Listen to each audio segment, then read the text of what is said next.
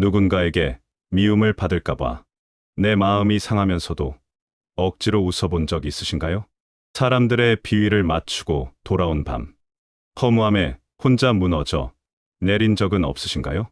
우리는 늘 좋은 사람이 되려고 애쓰지만 아이러니하게도 그렇게 할수록 존중이 아니라 무시를 받는 경우가 많습니다. 저 사람이 나를 어떻게 생각할까? 내가 이렇게 말하면 혹시 기분 나빠하지는 않을까? 이런 꼬리에 꼬리를 무는 걱정들이 우리의 숨통을 조여옵니다. 그래서 우리는 기꺼이 을의 자리를 자처합니다. 상대방의 기분을 맞추기 위해 나의 진심을 숨기고 부당한 요구조차 받아들이며 그저 둥글둥글하게 사는 것이 옳다고 믿게 됩니다. 하지만 여러분, 그렇게 해서 정말로 인복을 얻으셨습니까? 비위를 맞추는 사람은 잠시 호감을 줄 수는 있어도 깊이 존중받거나 오래 곁에 남는 사람은 아닙니다. 다산 정약용은 이 문제의 본질을 정확히 꿰뚫었습니다. 사람의 마음을 얻는 방법은 비위를 맞추는 것이 아니라 나로서 바로 서는 것이라고 말합니다. 오늘은 억지로 맞추지 않아도 사람들이 저절로 모여드는 4가지 원칙을 말씀드리겠습니다. 첫째, 타인의 무례함을 억지 웃음으로 넘기지 않는 단호한 태도입니다. 둘째, 남의 시선이라는 허상을 버리고 내 마음의 잣대를 굳게 세우는 독립성입니다. 셋째, 과도한 친절로 나를 낭비하지 않고 사람과 사람 사이에 적당한 거리를 두는 지혜입니다. 넷째, 가벼운 말로 환심을 사려 하지 않고 오직 묵직한 행동으로 나의 진가를 증명하는 진중함입니다. 이 깊고 무거운 원칙들을 하나씩 살펴보기 전에 우리가 얼마나 흔하게 이 원칙들을 잊고 살아가는지 작은 일화 하나를 들려드리겠습니다. 김아무개 씨라는 분이 있었습니다. 그는 언제나 모임에서 분위기 메이커를 자처하며 모든 사람에게 웃는 얼굴로 대하는 참으로 착한 사람이었습니다. 누군가 짓궂은 농담을 던져도 하하 웃어넘기고 억지스러운 부탁을 해와도 거절하는 법이 없었습니다. 그는 그렇게 하면 모두가 자신을 좋아해 줄 것이라 굳게 믿었습니다. 하지만 세월이 흐르고 그가 병상에 눕게 되자 병문안을 온 사람은 단 한 명도 없었습니다. 사람들은 그저 그를 필요할 때 써먹기 좋은 만만한 사람으로 여겼을 뿐 누구도 그를 진정한 벗으로 생각하지 않았던 것입니다. 김아무개 씨는 텅 빈 병실에 홀로 누워 자신이 평생 바쳐온 그 덧없는 친절과 비위 맞추기가 얼마나 헛된 일이었는지를 깨닫고 소리 없는 눈물을 흘려야만 했습니다. 그는 타인의 마음을 얻기 위해 자신의 존엄을 버렸고 그 대가로 철저한 고독을 맞이해야 했습니다. 이제 우리는 이런 비극을 반복해서는 안 됩니다. 그렇다면 우리는 어떻게 말하고 행동해야 진정한 인복을 누리며 나를 알아주는 귀인들을 곁에 둘 수 있을까요? 지금부터 정약용 선생의 깊은 지혜 속으로 들어가 그 해답을 하나씩 세밀하게 찾아보겠습니다. 첫째, 타인의 무례함을 억지 웃음으로 넘기지 않는 단호한 태도입니다. 우리는 일상 속에서 알게 모르게 수많은 무례함과 마주합니다. 가족, 친구, 직장 동료 등 나와 가까운 사람들이 툭툭 던지는 말 한마디에 우리는 깊은 상처를 받습니다. 어느 날 오랜만에 만난 동창이 나의 옷차림을 보며 은근히 무시하는 농담을 던진다고 상상해 보십시오. 그의 말에는 분명 나를 깎아내리려는 가시가 돋아 있습니다. 속으로는 불쾌함이 치밀어 오르지만 우리는 순간적으로 갈등을 피하고 싶다는 생각에 사로잡힙니다. 분위기를 망치고 싶지 않아서 또는 내가 예민한 사람으로 보일까봐 두려워서 우리는 멋쩍은 미소를 지으며 그 불쾌한 상황을 서둘러 넘겨버립니다. 그러나 여러분, 이 억지 웃음이 가져오는 파장은 결코 가볍지 않습니다. 내가 웃음으로 상대방의 무례함을 허용하는 그 순간, 상대방은 나의 경계를 제멋대로 넘나들어도 좋다는 무언의 허락을 받은 것으로 착각합니다. 인간의 본성에는 참으로 서글픈 면이 있어서 저항하지 않는 사람에게는 한없이 잔인해지기 마련입니다. 한 번 허용된 무례함은 두 번, 세 번 반복되며 더욱 교묘하고 대담해집니다. 그리고 무엇보다 끔찍한 것은 그 과정에서 내 마음 깊은 곳에 스스로를 향한 분노와 자괴감이 독버섯처럼 자라난다는 사실입니다. 나를 지켜주지 못한 나 자신에 대한 실망감은 결국 자존감을 갉아먹고 나를 한없이 초라한 존재로 만들어 버립니다. 정약용 선생은 유배지에서 아들들에게 보낸 편지에서 이렇게 말씀하셨습니다. 스스로를 가볍게 여기는 자는 남들도 그를 가볍게 여길 것이며 스스로를 귀하게 여기는 자는 남들도 감히 그를 함부로 대하지 못할 것이다. 참으로 매서운 질책이자 가슴을 울리는 진리가 아닐 수 없습니다. 내가 나를 존중하지 않는데 어떻게 남이 나를 존중해 주기를 바랄 수 있겠습니까? 비위를 맞춘다는 것은 결국 나의 가치를 상대방의 발밑에 던져버리는 행위입니다. 그것은 나를 잃어버리는 일이며 내가 나로서 존재할 권리를 스스로 포기하는 짓입니다. 진정으로 귀인을 곁에 두고 싶다면 우리는 단호해져야 합니다. 무례함 앞에서는 결코 웃어주어서는 안 됩니다. 그렇다고 해서 화를 내거나 감정적으로 맞서 싸우라는 뜻이 결코 아닙니다. 감정을 섞어 화를 내는 것은 오히려 나의 약점을 드러내는 하수 중의 하수입니다. 진정한 단호함이란 물결이 잃지 않는 깊은 호수처럼 고요하고 차가운 이성을 유지하는 것입니다. 누군가 선을 넘는 농담을 던지면 그저 웃음기를 거두고 상대방의 눈을 가만히 응시하십시오. 아무 말도 하지 않고 몇 초간 침묵을 지키는 것만으로도 상대방은 자신의 말이 선을 넘었음을 직감하고 스스로 물러서게 됩니다. 만약 침묵으로 부족하다면 아주 건조하고 차분한 목소리로 짧게 반문하십시오. 방금 하신 말씀은 저를 무시하려는 의도로 들리는데 제가 제대로 이해한 것이 맞습니까? 이토록 정중하면서도 예리한 질문 앞에서는 아무리 뻔뻔한 사람이라도 당황하며 자신의 행동을 되돌아보게 됩니다. 우리는 둥글게 살아야 한다는 강박관념에서 벗어나야 합니다. 나를 지키는 가시 하나쯤은 품고 살아야 진정으로 나를 아껴줄 사람들이 내 곁으로 다가올 수 있습니다. 무례한 자들을 내 삶에서 밀어내는 것은 인간관계를 잃는 것이 아니라 귀인이 머물 자리를 마련하는 거룩한 청소 작업임을 잊지 마십시오. 나의 존엄을 목숨처럼 지켜내는 결연한 태도야말로 나를 빛나게 하고 품격 있는 사람들을 끌어당기는 가장 강력한 자석이 될 것입니다. 둘째, 남의 시선이라는 허상을 버리고 내 마음의 잣대를 굳게 세우는 독립성입니다. 우리는 아침에 눈을 뜨는 순간부터 밤에 잠자리에 들 때까지 타인의 평가에 시달립니다. 우리가 입는 옷, 우리가 타는 차, 우리가 만나는 사람조차도 종종 타인의 시선이라는 렌즈를 통해 걸러집니다. 친구들과 모여 대화를 나눌 때를 떠올려 보십시오. 모두가 한 가지 의견에 동조하며 목소리를 높일 때 나 혼자만 다른 생각을 가지고 있다면 어떻게 하시겠습니까? 내 생각이 맞다는 확신이 들면서도 행여나 무리해서 겉돌게 될까봐, 분위기를 깨는 눈치 없는 사람으로 낙인 찍힐까봐 두려워 결국 다수의 의견에 슬며시 고개를 끄덕인 경험이 누구에게나 있을 것입니다.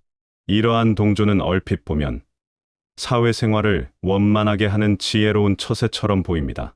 그러나 정약용 선생은 이런 태도를 뼛속 깊이 경계하셨습니다. 타인의 시선에 맞춰 내 생각을 굽히는 일이 반복되면 결국 내 마음속에 있어야 할 나만의 잣대는 흔적도 없이 사라지고 맙니다. 기준이 없는 삶은 뿌리 뽑힌 잡초와 같아서 작은 바람에도 이리저리 휩쓸리며 끊임없이 불안에 떨어야 합니다. 정약용 선생의 삶을 잠시 들여다보겠습니다. 그는 젊은 시절 정조 임금의 총애를 받으며 조선 최고의 엘리트로서 화려한 삶을 살았습니다. 그러나 정조 임금이 세상을 떠난 후 그는 반대파의 모함에 휘말려 하루아침에 대역 죄인으로 몰렸고 가족과 생이별한 채 머나먼 강진으로 유배를 떠나야 했습니다. 세상 모든 사람들이 그를 손가락질하며 비난했습니다.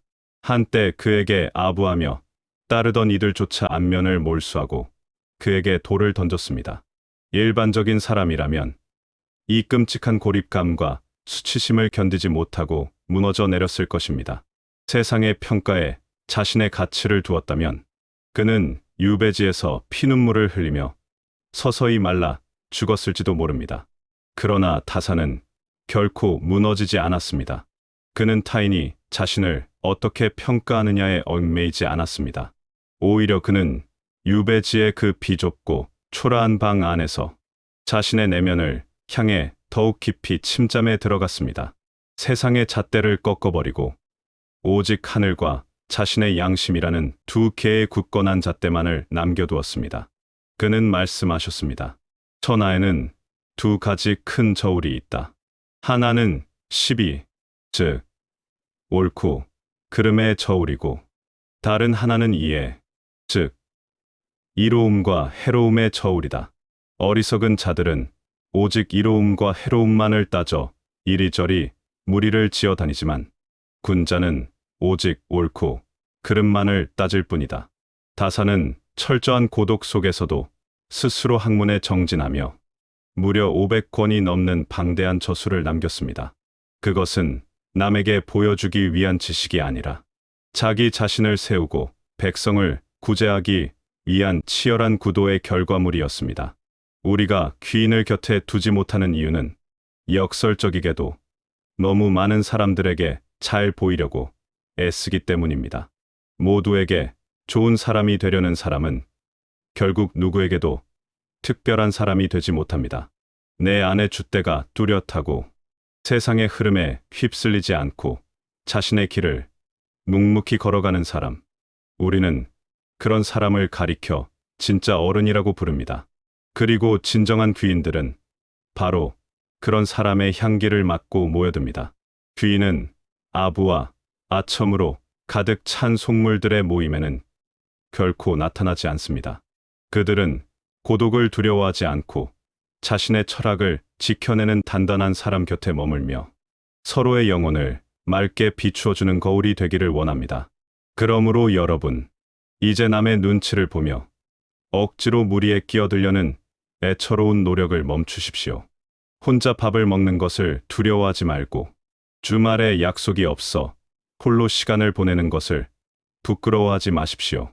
그 고독의 시간이야말로 내 마음의 잣대를 벼리고 다듬는 가장 신성한 훈련의 시간입니다.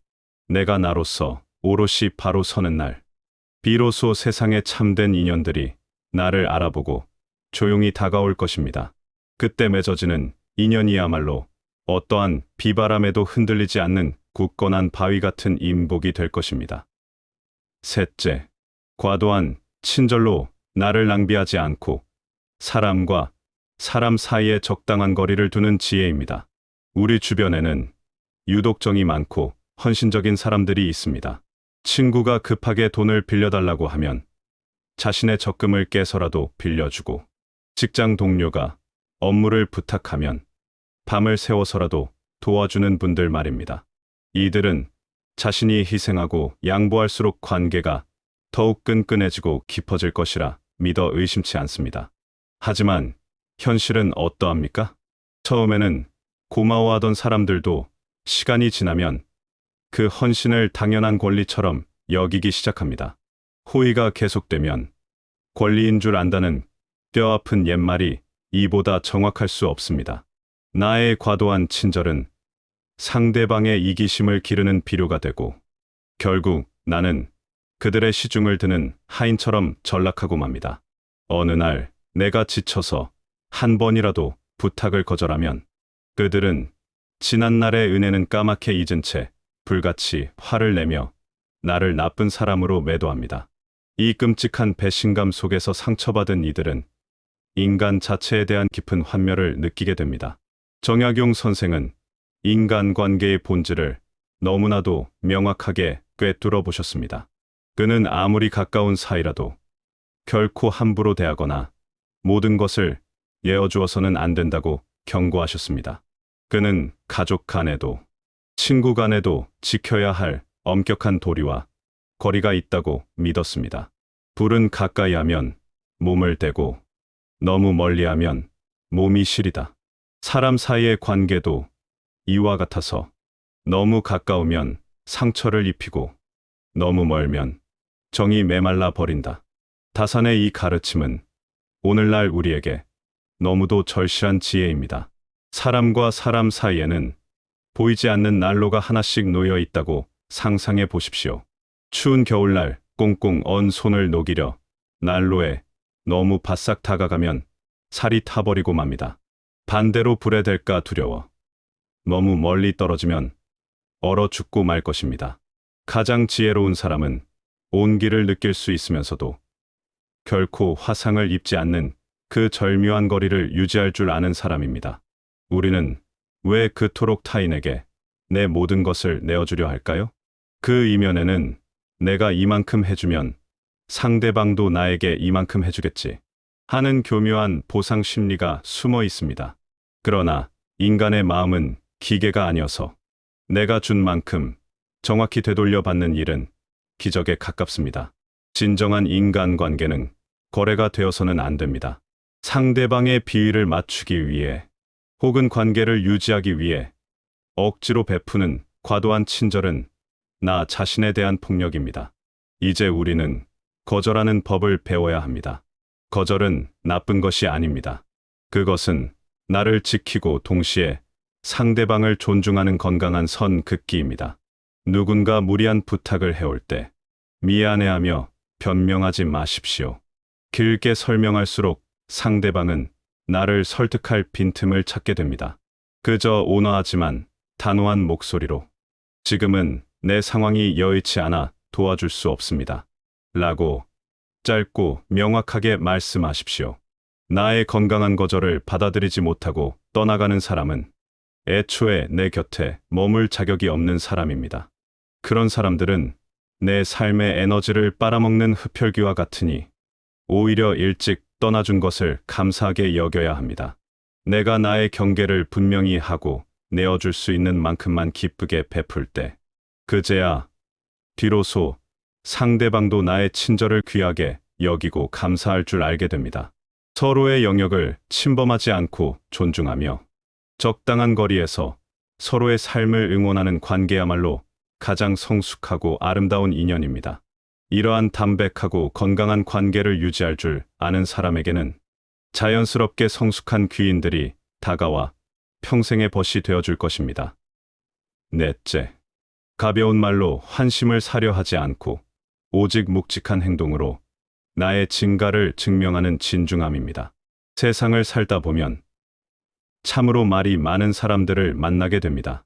그들은 처음 만난 자리에서도 마치 10년 지기 친구처럼 온갖 화려한 수식어를 동원해 칭찬을 늘어놓습니다. 자신이 얼마나 대단한 사람인지, 얼마나 많은 인맥을 가지고 있는지 쉼없이 떠벌립니다. 어색한 침묵을 견디지 못하고 끊임없이 실없는 농담을 던지며 다른 사람들의 반응을 살핍니다. 우리는 종종 이런 사람들을 보며 사교성이 좋다고 착각하기도 합니다. 그러나 돌이켜 보십시오.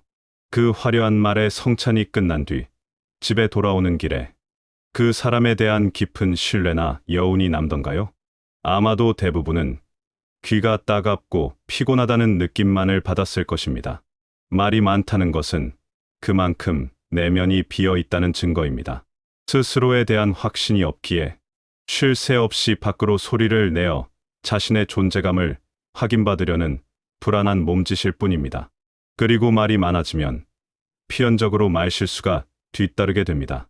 남의 험담을 하게 되고 지키지 못할 약속을 남발하게 되며 결국 자신의 신용을 스스로 갉아먹는 치명적인 독이 됩니다. 정약용 선생은 일생을 통해 말의 무거움을 그 누구보다 강조하셨습니다.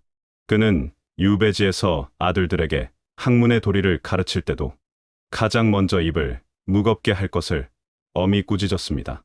그는 말씀하셨습니다. 말이란 한 번 입 밖으로 나가면 내 마리의 말이 끄는 마차로도 뒤쫓아 잡을 수 없다. 말을 많이 하는 자는 화를 부르고 말을 적게 하는 자는 덕을 쌓는다. 군자는 행동이 말보다 앞서는 것을 부끄러워하며 자신이 뱉은 말은 반드시 실천으로 증명해야 한다. 다산의 삶 자체가 이 말씀에 살아있는 증거였습니다. 그는 억울한 누명을 쓰고 가문이 멸문지화를 당하는 참혹한 고통 속에서도 세상을 향해 원망의 말을 쏟아내지 않았습니다. 변명조차 하지 않았습니다. 그저 깊은 침묵 속에서 붓을 들고 책을 써 내려갈 뿐이었습니다. 그가 입을 다물고 피눈물로 써 내려간 수많은 저작들은 당대의 어떤 화려한 말이나 정치적 수사보다도 훨씬 강력하고 묵직하게 후세에 전해졌습니다.